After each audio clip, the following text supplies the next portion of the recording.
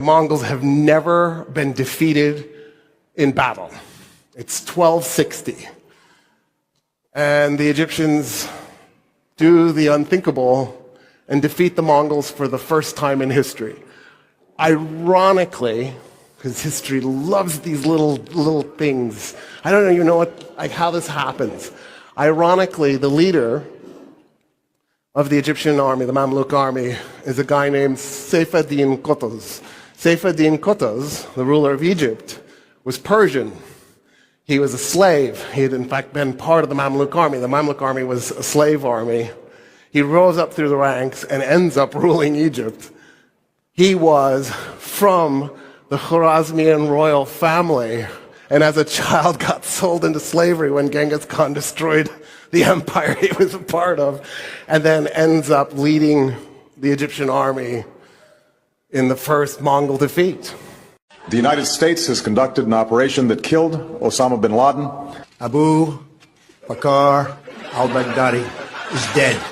The United States launched a targeted operation against that compound. They did a lot of shooting, and they did a lot of blasting, even not going through the front door. You know, you think you go through the door.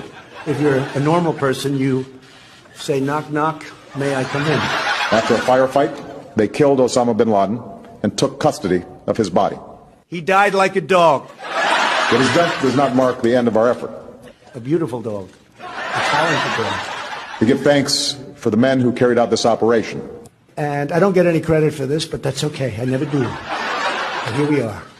May God bless you, and may God bless the United States of America. And I'm writing a book. I think I wrote 12 books. Well, if you're harmless, you're not virtuous.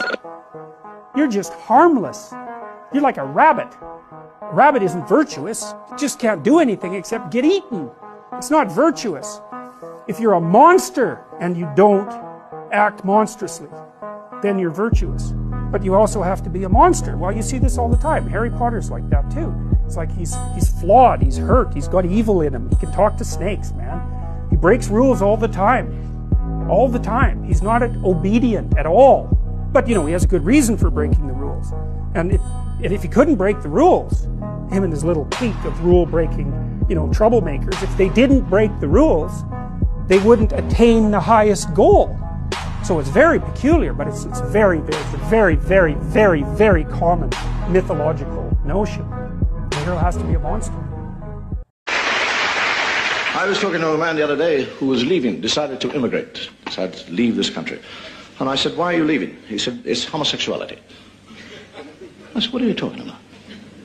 He said, 300 years ago, if you were homosexual, you were hanged, drawn, and quartered. 100 years ago, if you were homosexual, you were hanged.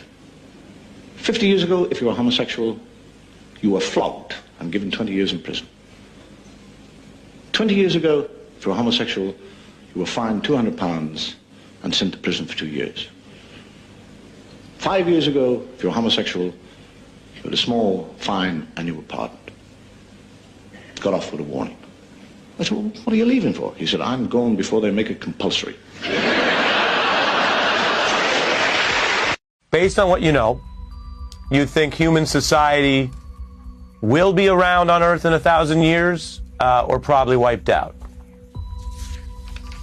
Absolutely won't be around. I mean, if we survive for 1,000 years, we will change ourselves so radically that we will no longer be Homo sapiens. We'll be something else.